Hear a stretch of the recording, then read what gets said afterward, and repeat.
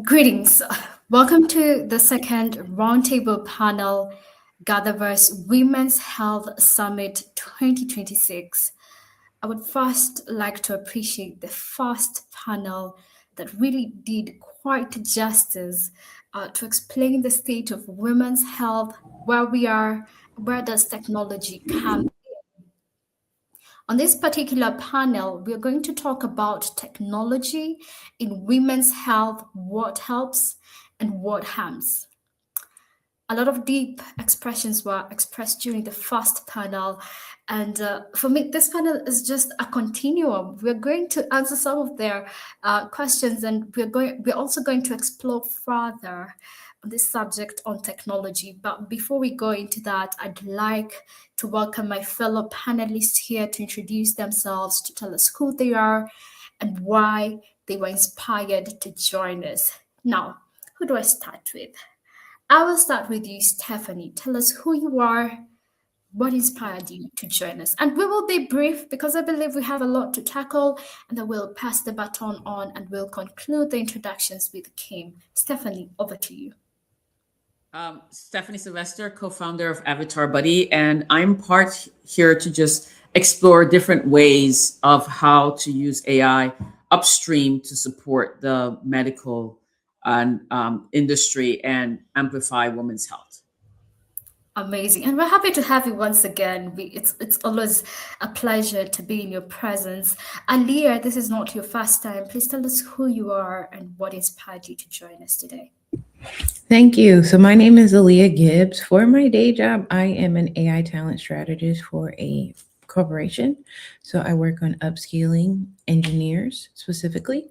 But what drew me to this panel specifically is I accidentally started a community. And I say accidentally, but it's really funny. I ended up going viral on Threads when I started speaking towards the nervous system, especially in regards to women's health and how stress shows up for high achieving professionals. And I've noticed in my own journey that I was stressed out. Despite being on these platforms and speaking and living my dreams, I was operating in a state of stress. And so now I'm really committed to seeing how I can leverage artificial intelligence and machine learning to help prove some of the statistics related to stress and how they can impact women's health specifically. So I'm excited to talk about this conversation today. Thank All you. right. Aliyah, that is inspiring. We want to learn more about this nervous system and what it really intrigued you to even start it and what AI can do about it. Kat, we want to hear from you. Tell us who you are and what inspired you to join us today. Hi, everybody. Thumbs up if you can hear me. Yes, perfectly. Perfectly. Okay, great. Well, hi, everybody. I'm Kat King. I am an Army veteran, and I am also an XR creator and experimental filmmaker. Essentially, what I do is I just build technology, creative technology to help people manage their psychosis. And I also create immersive experiences to help destigmatize psychosis in general. All right, Kat, I'm looking forward to learn what psychosis is, by the way. So thank you for joining us. You're in the right place. Tanya, this is not your first time. Bring it on. Tell us who you are. Okay, your mic is mute. Your mic, kindly. Thank you. Thank you. Hi, everybody. Hi, Lynn. It is great to be here today. I'm Tanya Kellen. I'm founder and CEO of Kellen Content. We have a film and television and digital division where we create films, television series that are impactful for changing people's lives, transformational content. And then we have an XR immersive division where we look at transformational storytelling to enhance greater mental health and well-being outcomes. And right now, we are in the middle of running our first XR innovation micro-credential to train addiction counselors how to bring in XR training tools to help people in their 28-day rehab and also for art therapists. Wow, that is quite fascinating. We're looking forward to hear that the intersection of XR and the whole well-being. James, over to you. And this is not your first time. You've inspired us with so much of your journey and your stories. But please tell us once again who you are, what inspired you to join us today. Yes, thank you. Thank you for inviting me again. I'm really pleased, grateful to be here. So my name is James Welniak, and I am the Director of Mindfulness and Focus with Cup Advisory. It's a new boutique consulting firm that's all about the self and the nervous system. So I've heard that a lot. That's my favorite word. But I'm also more than just a resume. I'm also the male face of screen addiction recovery, prevention, and transformation, because you're exactly right. It is about the nervous system. And as we move forward in the age of AI, we actually can use technology to heal our nervous system. And that's what my practice is all about. I'm a former consultant, so great to be here. And I'm so proud to be here with empresses, queens, goddesses. So thank you for welcoming me. I appreciate it. James, it's always an honor to be in your presence. And the nervous Oh, system, no. it seems we're going to talk a lot about the nervous system here today. But Kim, tell us who you are and what inspired you to join us today.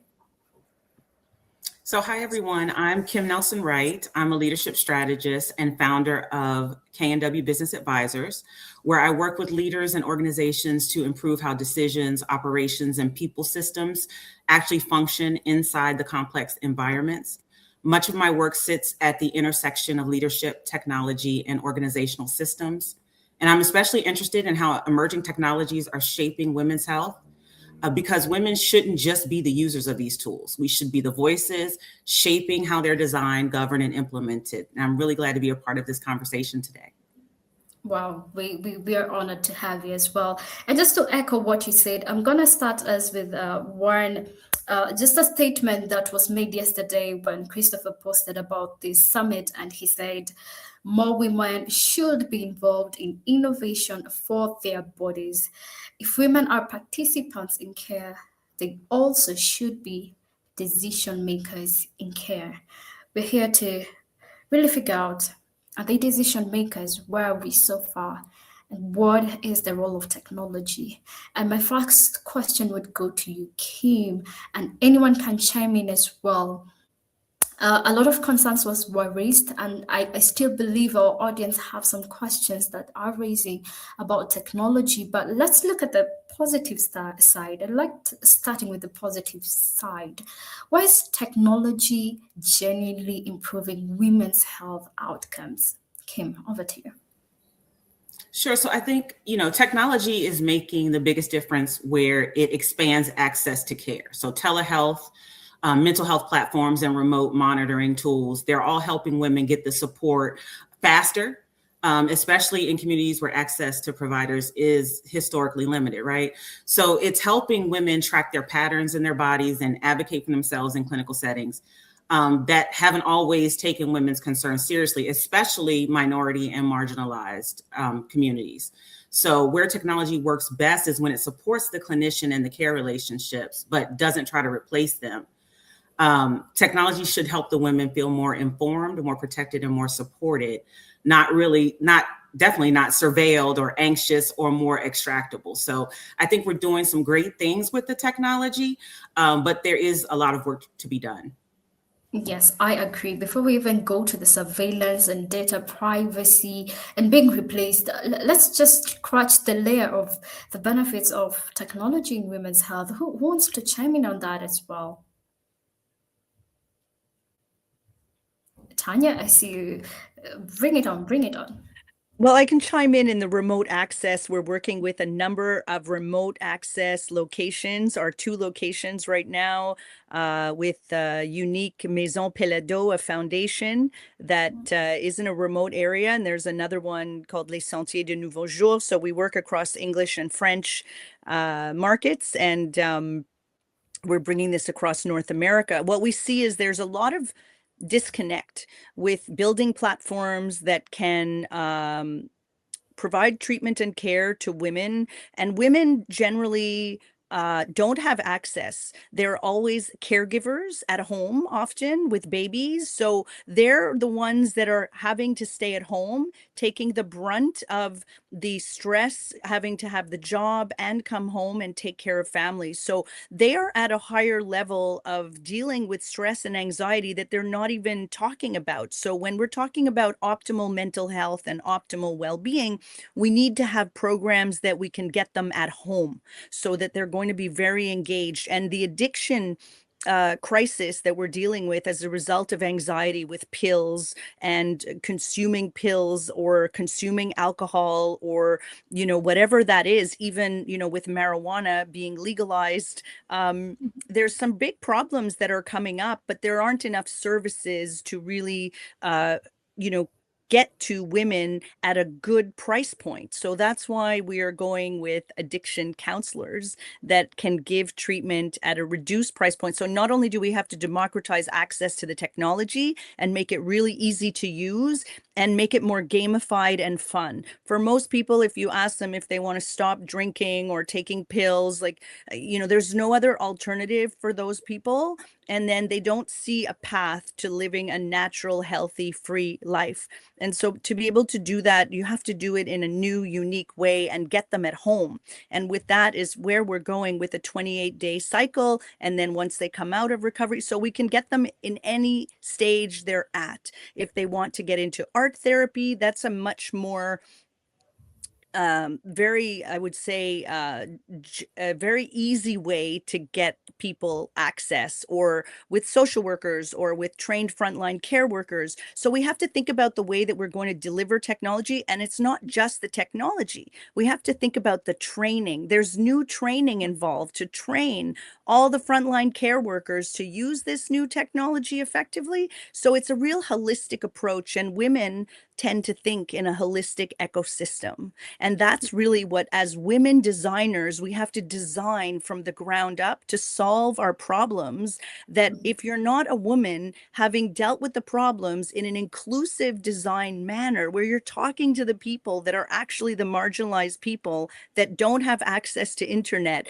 that don't have access to more than a phone sometimes, and how are you going to get that to them? So these are the questions that we're answering, because we do have higher level clientele, and then we have people that are really at risk and at need, and so the technology that we're Yes. building must be, so that's my 2 cents. Tanya, I'm thinking about what you just said and the training part of it, and getting people to where they are, whether they have access to even the basic gadget, which is a phone. I find that very brilliant. And this is where I drag the word over to you, James, because I saw you nodding. I know you've dealt with addiction issues. But I just want to hear from you, and what is your lens on this particular subject? Yeah, thank you. So for improving women's health, I'm not a woman, I'm a cis male. So hopefully that's obvious. But what I would say is that when you talk about the mind, the body, and the spirit, and so when you talk about when I go out and I see a young mother that's got 2 kids struggling, and she has her phone and she's clearly distracted.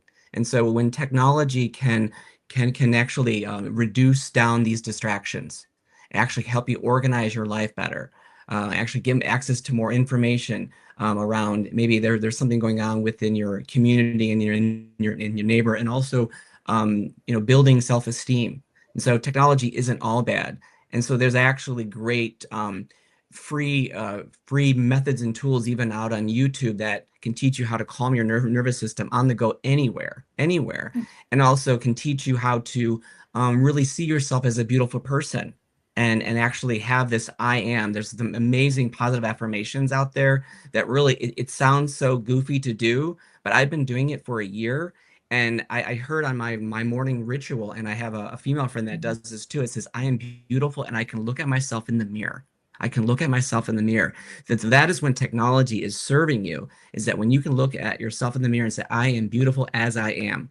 And that is such an important piece to me. And it's because women have been such an important aspect of my life. My mother is no longer living.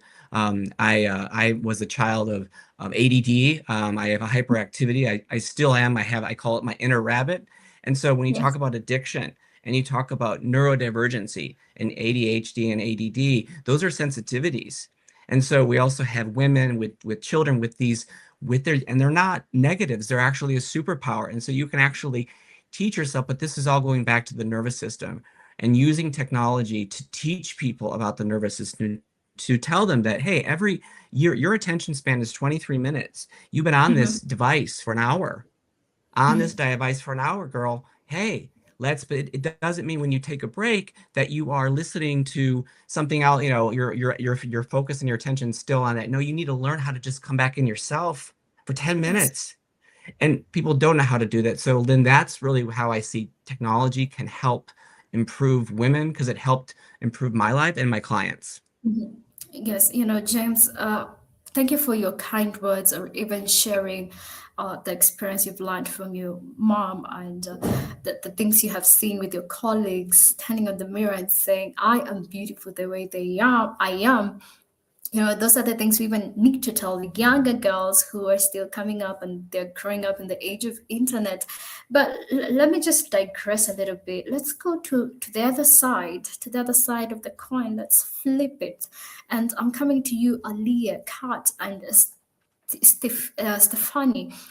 Why is technology becoming a disadvantage and failing to improve women's health outcomes? Aliyah, your thoughts, please. Your mic, kindly. Yes. All right. What Aliyah, Aliyah. Adi. Yeah, kindly. Yeah, it's Aliyah. Your mic, please, Aliyah. All right. As she prepares, maybe we can come back to you, Stephanie. Kindly go. Stephanie, and then Aliyah. So what I notice is that when we're building out solutions and when we're designing solutions for women's health, rarely are women in the room being part of the conversation. And if they are, it's one or two women with very limited perspective. So I'll just put out there, I'm of the age that I'm now going through menopause. So when I was younger, if I'm in a room and we're designing a medical solution, I have no concept of what a menopause is. So I would not even think or conceive of including that. Now that I'm going through menopause, I am now wanting to make sure that that is front and center.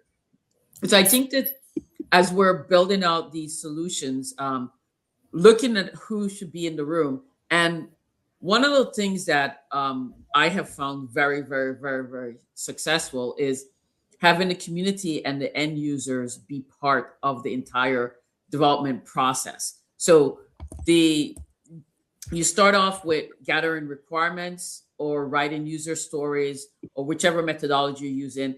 They're at the table helping you write these documents, being trained on how to write them in a way that the developers can understand. And then they're at the table when you're designing the solution to provide input.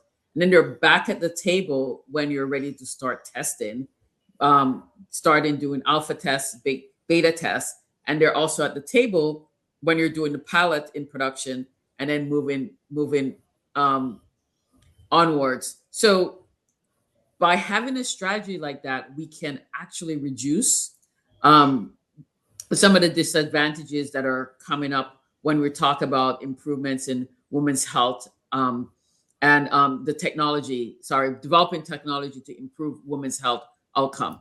The second part of that is accessibility. So you will see that certain people, depending on the quality of their insurance, can get access to certain healthcare solutions that people with other health insurance don't have. And then obviously, when you're talking technology, the technologist wants to get compensated for the time, the energy, and costs of building out that solution. And so I believe that technology should be processed the same way that you're processing other medication, other doctor visits, and not just if you have a rich insurance policy, you get to have these access to these technology. And if you don't have a rich insurance policy, then you're at the mercy of your health insurance and you have to wait until you're in dire condition before it's getting approved. So Yeah. those are my ideas about how technology becomes a disadvantage. And even as we're making advances, we're still not getting it to the people that need to get access to these solutions. Stephanie, I'm listening to you, and there's something that really resonates quite well when you talk about users being at every process, from the first step to the deployment. I think that is not something to request for. That is something that should be there in every step of innovation. And, I'm coming back to you, Aliyah. What is your take on this particular subject? Yes, so my take is more so in regards to how social media specifically is, well, it can be a disadvantage depending on how you use it. I mean, it can cause people to compare themselves to other people. You can get caught up into the likes on social media to where, if a post only got 20 likes, now you're struggling with your self worth. And then just a lot of access to a lot of different things now with social media. There's so many things that we just shouldn't see that are normalized on social media. I mean, if something harmful happened on a street, if there was a camera, you can just be regularly scrolling, and then now you might have seen somebody, get in a really bad accident, a very graphic image. So it's just so much coming at us. I think with the amount of notifications that a person can have on your cellular device can be overwhelming. And then when we talk about every application has a notification, I think it can just cause people to feel overwhelmed ultimately with like decision fatigue, because there's life outside of a phone, Mhm. right? But when you have a million notifications on your phone, you can just get sucked up into your cell phone. And so I think a lot of people are addicted to their phones, like we stated earlier, and it's causing us to disconnect from people in the real world. So it's like we're all connected virtually, but people are lacking the depth and relationships that they crave. And it's because the real intimacy is in person communities and environments. And so, because of technology, I think we are so disconnected from each other now. And yeah. All right. Aliyah, you bring out a very thought-provoking perspective here when you said we're too bombarded with a lot of information. I don't think our minds were prepared or they had the capacity to receive or take in all this information that keeps coming and it doesn't stop. And I know James has told us about how to recover from screen addiction, and perhaps I'll bring him later on and tell us more about that.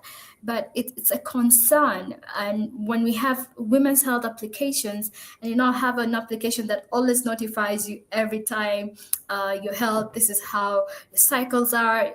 There's just too much information that is coming in, and I'm yet to learn more on how to really choose what to prioritize and what not to, especially for the younger people who don't have that decision making capacity. But before we go to that, Kat King, I'm very curious to find out what you have to add on this. Sure, just want to make sure you can hear me. Oh, I have a little echo here. All right. Just mute myself. Kat? Yes, can you hear me? Yes, but you're a Okay, little great. bit lowly, but we can hear you. Okay, no worries. Well, yeah, no, I'm coming from from a place of, I had an RE woman. I suffer Okay, from Kat, we are struggling to hear your audio. Is it okay if we just adjust it and then we'll come back to you? Meanwhile, I can just go to the other speaker, but we will be back to you after you fix it. Thank you. Kim, I see you on meeting. It's like you have something to say. Please bring it on. Yeah, I wanted to just add that another disadvantage is when the technology creates the illusion of care without delivering real care. So a polished app isn't the same as good healthcare. More tracking doesn't automatically lead to better outcomes. It just means we have more data that can just be sitting there. And many platforms collect data, send the alerts like we're talking about, and generate engagement, but they leave the women to interpret everything on their own. So, more data does not automatically mean the better care, and technology can increase the anxiety without improving the pathways to care. So it's really not solving the problem. It's just giving more information that may give better care or may not. Absolutely, and that's a very that's a very intriguing thought that you brought there, because it may not bring any assistance. It may not. It's not a guarantee. Tanya, you have something to add. Please say it. Yes, I couldn't agree more with what Kim is saying. A lot of technology is being built that we're seeing that has a promise of delivery or some kind of transformation, but the execution is lacking. So the E for E should be excellence and E for execution.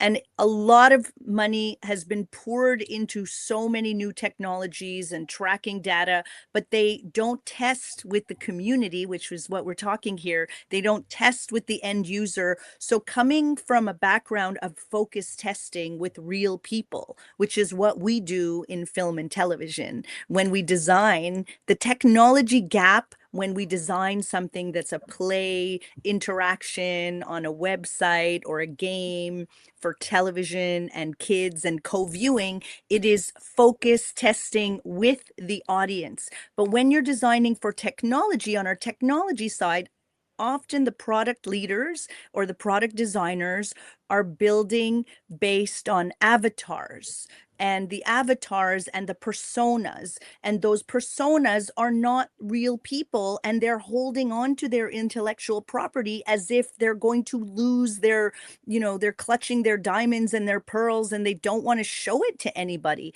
So that is the big gap in the way that we're training. And of course, women, when we have a problem, we like talking to everybody. What do you think of this? What do you think of that? Will you buy it? Will you want to use it? We call it the toothbrush experience in design. And if you don't want to use it every single day, then it's not going to work for you. And if you don't make it fun and playful, there's going to be a lot of financial pitfalls and missteps with investing in technology. And it's happened across every new wave of technology. So as women designers, we have to really let everybody know loud and clear that we must test with the end user. And it's happened in the D&D where they've designed all kinds of things. It's happened time and time again. So I can't stress more that the biggest disadvantage in who owns the benefits from, the women's health, it's actually going to have to benefit the actual women, and we must keep testing that way. Otherwise, we will have all these missteps. And that's one of the things we do coming from film and television. We take that into the way we design our technology, and we make sure the end user is going to love it, and it's going to create an automatic health outcome for them that is going to increase their life and get them removed from being clinically diagnosed to actually having a really good quality of life in whatever area they're working with. Definitely, Tanya, and I loved how you coined it, the toothbrush design. I picked that up with me. Kat is back. Please, Kat, bring your thoughts. We're really happy to hear from you. And before you even come in, I also want to give this question to you. Who owns women's health data and who benefits from it the most? Kat, over to you. I think if we're all watching the news, I think we know who owns our data and our information. Big tech does. Our big three here in the United States it's a global and international industry. So we're looking at your Mark Zuckerbergs and your Elon Musk. And this is a man who's got control over, internet and the ability of weapons systems. Like I said before, I'm an Army veteran. So I come at this through the lens of as much as I am hopeful and very inspired by much of the positive technology, we've heard a lot of examples of great strides in technology for women's health in terms of, being able to detect different types of cancers earlier, and that's wonderful. I've even, in terms of my mental health, struggles myself as an Army veteran with PTSD, and schizophrenia. Many benefits to technology are coming out for folks like me because I don't have a medication that works for me to, stop voices and stop all the hallucinations. Like right now, I still struggle with them now. I do have hope because there are folks out there who are abroad, maybe not in the United States, but out there in the world who are thinking of people like me, the Army veterans with psychosis, the people with PTSD out there in the world. More people, suffer from trauma than we really want to talk about or acknowledge in our society. So I think right now I'm an apocalyptimist right now in terms of technology. I am very disappointed and worried about the privacy violations we've seen from Meta in terms of these AR glasses. And as somebody who creates with AR, I'm saddened by this because privacy is everything, and we basically sold it all off to these companies. And every time we open up our phone and there's a little flag, little screen comes up on your little screen, your even smaller screen that comes up with a tiny little text that says, this is this and this, and we promise, and we don't, all those little disclaimers, and we just kind of scroll past it now. We've been desensitized to look over and overlook these really heavy, legally heavily jargoned, disclaimers, and we just go boom, next thing, and we don't realize how much of our information that little by little, it's like death by 1,000 paper cuts over the last 25 years for generations who don't know how this technology works under the hood. What's even scarier for me is that even the people who made this technology don't understand how it works under the hood fully anymore, and it's kind of a little bit of a runaway train. So from an ethics perspective, the ship has left the ship has left the harbor. We are flying by the seat of our pants. Nobody really understands the full length long-term consequences. And so a lot of our discussions come from a place of optimism and a hope for the future, but we're already seeing the adverse effects of how AI is impacting mental health. We've seen the AI psychosis trend. That's what I'm here to talk about right now, because when we talked about Tanya, you made a great point about how there's women out there who are formulating relationships with AI avatars, and there are children who are forming relationships and attachments with systems that aren't alive, aren't conscious, cannot really reciprocate, and cannot form that same type of attachment back. But that does speak to what Kim is saying. There's not accessibility and agency in the world right now. We don't have, women are in the United States are seeing the rolling back of our rights to our agency over our body and our health. So right now I'm talking about AI psychosis because this is a dangerous and worrying trend. You've got something that we don't really fully understand how it's working underneath, and it's already affecting people to the extent that we have a trend for it, and it's called AI psychosis.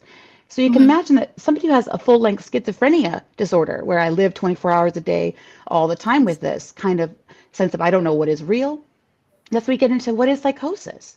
Well, psychosis is a state where the brain's ability to determine, to discern what is real, what is an internal experience from what is externally happening to us becomes disrupted. And so people can experience things like voices, sounds that come out of nowhere, delusions, strongly held beliefs that we can't change no matter what new evidence is presented, or even disorganized thinking and perception disturbances, and that can lead to distortions of meaning or threat detection. And as a soldierized human being, we don't talk a lot about how that can really impact what is going on. There's one really famous example in the news a few years ago where a gentleman, I don't remember if he was an Army veteran or not, but he believed that the bowling alley was announcing to the world, was just broadcasting to the world that he was a child, a predator.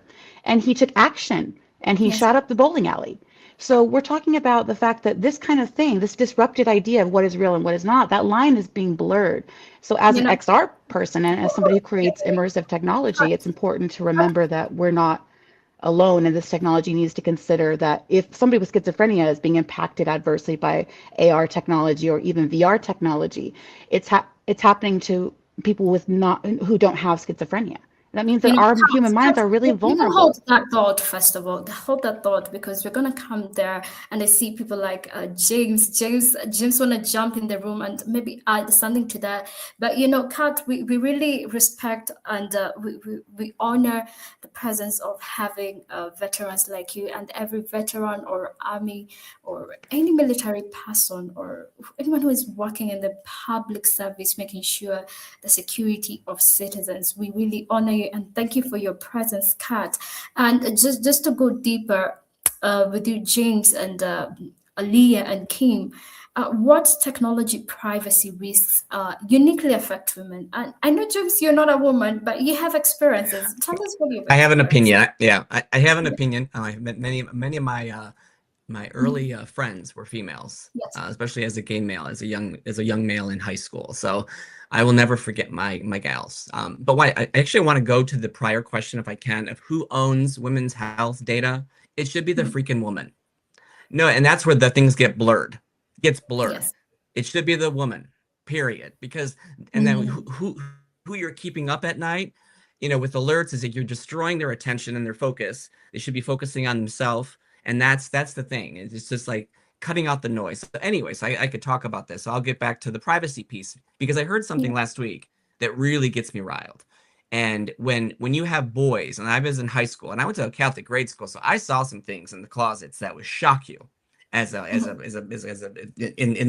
80s. Anyways, but when a boy can take a picture of a female, a classmate, Yeah. and create pornography, how is this allowed? How is this? It's even beyond the deep fake. That's when I heard this, and I follow a lot with Jonathan Haidt with the Anxious Generation, and he really is a male voice of what's going on, and that's the thing where privacy. Are you kidding me? And then you as a young girl, I couldn't even imagine as a teenager what that would be like in school. I can't even. So to me, that's the privacy risk, is when it hits the young girl. And what does she do? And how is this technology allowed to do this? Yes. That's the question. That's the heaviest question that we all have here. And just to chime in on that, there was a report. I'm here in Nairobi, Kenya. You definitely know Kenya runs so many data annotation companies, and we had people who were working for Meta, and some of the data they were collecting from Ray-Ban glasses and what they were seeing daily, just doing their data annotation and all that regulation and whatever duties they tend to when it comes to reviewing data, and they could express the amount of data that is being captured by these classes is enormous, and people are not aware. And some of them are just very. I wouldn't say them. I wouldn't say it's something you can't tell someone. I saw your data doing this and this and that, but they were never aware. What if those data just leaks out? Bank accounts, children, what you're doing with your kids, and it's a very saddening time and saddening point to be at. But I just want to hear from you guys. For me, it really intrigues me the kind of things that I saw from those people who were just doing that work for Meta. Tanya and Abby. But let me just start with Abby. Not Abby. Aliyah B. Sorry, Aliyah, please. Yeah, so I think ultimately what it stemmed from, like what was earlier stated, is these tools, as an AI engineer, were not created with the end user in mind. And a part of AI ethics is one of the things that they go over is there's a difference between, I forgot the exact term, but the way women approach things versus how men approach technology is different. Ultimately, from an ethics perspective, women actually care about the end user, they care about nurturing and these concepts. So a lot of that gets missed in technology, right? I mean, ultimately, I think there's literally less than 1% of women in AI. So when women aren't even a part of the development of these tools, right, we're ultimately, and anybody that's not a part of the development of the tools face the largest risk, because if you weren't considered in the development of them, then you're going to have the biggest impact. And so as an AI engineer, it's hilarious because there was a therapist talking about people going to ChatGPT for therapy yesterday. And so I was having a discussion in the comments. And so people were saying that these technology companies need to be held accountable. And at first, my take was at the end of the day, the tool is going to generate an output based off the prompt that it's given. So you can't necessarily control what happens. You can give the same prompt to two different tools and even the same tool and get a different output. However, if they did design these things with the end user in mind, these guardrails could have been placed up front. Yes. Instead of being proactive. But I do know with tech, they're just trying to get it out the door the fastest. And so with that, they don't think about some things that should be literally mitigated in risk mitigation. And so another group that faces the biggest risk is with some of the states where abortions aren't legal and you're using apps like Flow to track stuff, Yes. that puts you in a potential risk. Like we said, companies might put out that, they're protecting your data, but in the event that they're not, and you're literally logging your cycle and tracking intercourse, things that you should be able to do on these apps, but then they could be potentially giving that out. Like we never know. What if these systems are flagging if your cycle's late? Yes. Right. You never know. And so with that, it puts us at risk. And like I think James said, women should own our data. I should own my cycle tracking on a cycle app. Like it should stay on my device. And so Definitely. there's definitely conversations that need to be had to protect Yes. women in the future. Yeah, and we're having them there here. I see my timer is really putting me on check, but I want to come to you, Tanya. I see you, Stephanie. I'm also going to come to you, but Tanya, quickly, what do you think about this topic? Your mic, please. Your mic. Thank you. I keep on forgetting.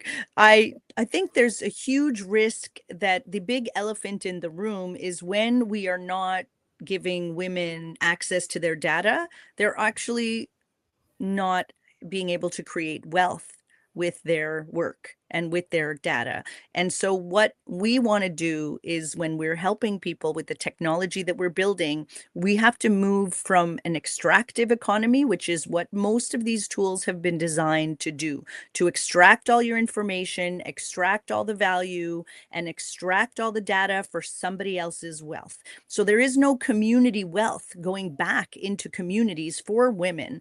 There's nothing. It's completely extractive. So we have to move from a data extractive economy to an abundance economy where Yes. that data can be cycled back into communities that need the most care, so that many of these tools are designed only if you can afford them, only if you can afford the subscription rate. And that data is then sold and done whatever, some protections are in place in other parts of the world, but in the US, it is not as protective as Yes. it could be. So we must rally to protect our women, because our women give birth to men, to any gender. And if we don't protect women, we are not protecting the health and wealth of our planet and our people. Wholeheartedly. I agree wholeheartedly. And thank you for even marrying the issue of data with wealth creation, right? I think that's one piece that we need to really, really go deeper into. But our time is really short, and I'm coming to you, Stephanie, Kim, and Kat and James, briefly. But Stephanie, how can more women become builders of health technology? Briefly. So one of the things that I think that women do is they say, "Oh, this is too complicated. I can't possibly know how to do this." And most of the time, men are building out solutions. They have no clue what they're doing, just guessing. And so if we were to rewrite that narrative and say, "I don't know all the intricacies of how to build a solution, but I know what I know what it's like to live as a woman in this world. I know what health issues that I'm dealing with. I know what health issues my my sisters are dealing with, and so I am going to volunteer to be part of the conversation. I'm going to be volunteer to be part of the user groups. I'm going to encourage others to participate and volunteer, and where possible, I'm going to demand that the technology company show who is in different phases of their life cycle and the level of diversity in those different phases of their life cycle.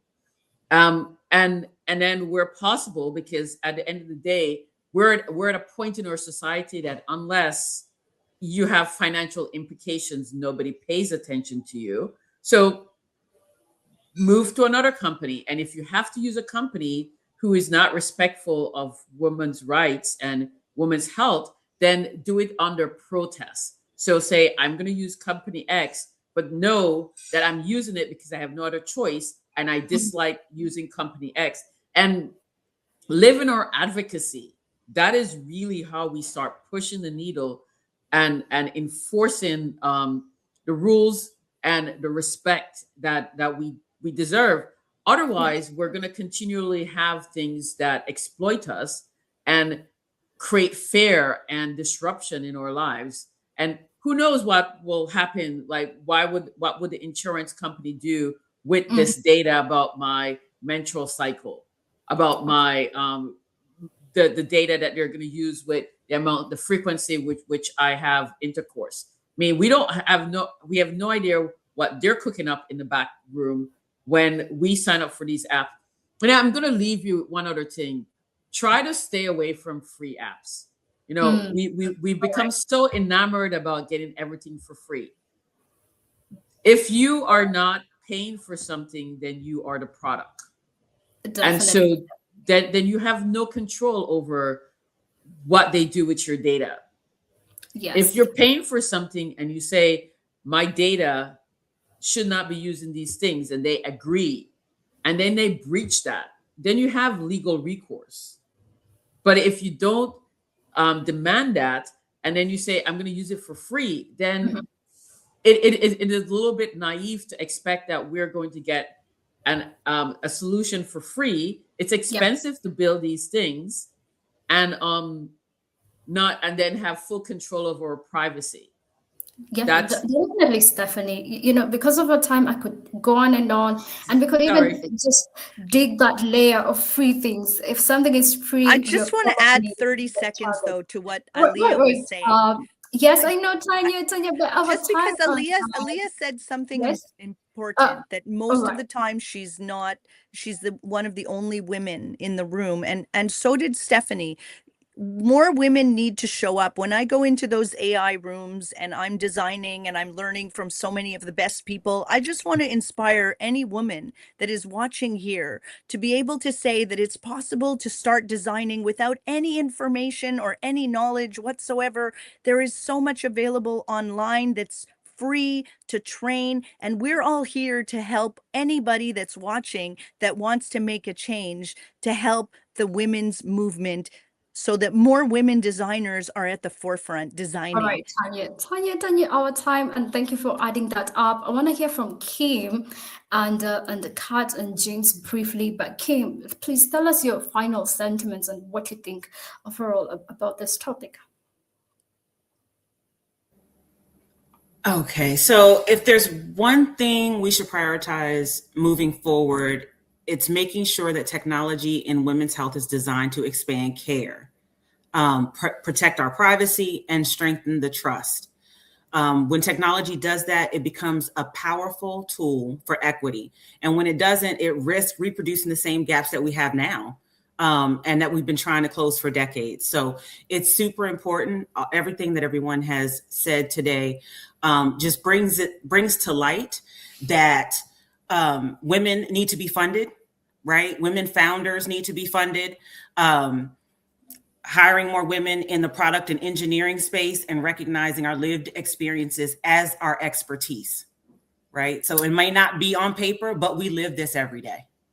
Definitely. And thank you for bringing out the issue of funding, fund women projects. James, and then Kat will finalize this. James, briefly, because of time.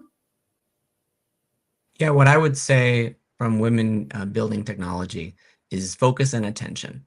Focus and attention. Because when you talk about emotions, you'll get the eyes rolled. When you talk about well-being, you'll get the eyes rolled. But when you talk about focus and attention, the bottom line, how much money is lost because of errors, because everyone's freaking distracted, that's when you drop a mic. That's what women can do. Take the emotion out of it, get the business. It's focus and attention in the nervous system. All right, focus and attention. Kat, conclude this panel with very brief remarks. Sure, yeah. Well, thank you for the conversation. I think the real question here isn't whether technology belongs in women's health. It absolutely does. The question is who's building it, whose lived experiences shape it, And when the people designing these systems include women and disabled women in particular, especially people like me, veterans with mental illnesses like PTSD and schizophrenia, when we get to, as patients themselves, feed back to these systems, then technology can become a tool for dignity and access, and rather than extraction and exploitation. And that way, technology shouldn't just be more about data than it is about our bodies and our minds. Our minds are our bodies, and so it should be more agency for the people living in them. And at the very last thought I'll say is that technology should just expand human dignity in healthcare, not turn our bodies against us, and not turn us against each other in how we approach healthcare moving forward. Beautifully concluded, Card. And this was a very fantastic roundtable panel. I know we could have gone on and on. A lot was learned. Thank you, Tanya. Thank you, Aaliyah. Thank you, Stephanie. Thank you, Card. Thank you, James. Thank you, Kim. And I would encourage you, our audience, please follow these leaders, support what they're doing. And as for me, I would tell you, come back. Welcome back to GatherVerse. We have more summits coming up. Please come dine with us once again. And over to you, GatherVerse team. Our Gather was well. Thank you once again. Thank you.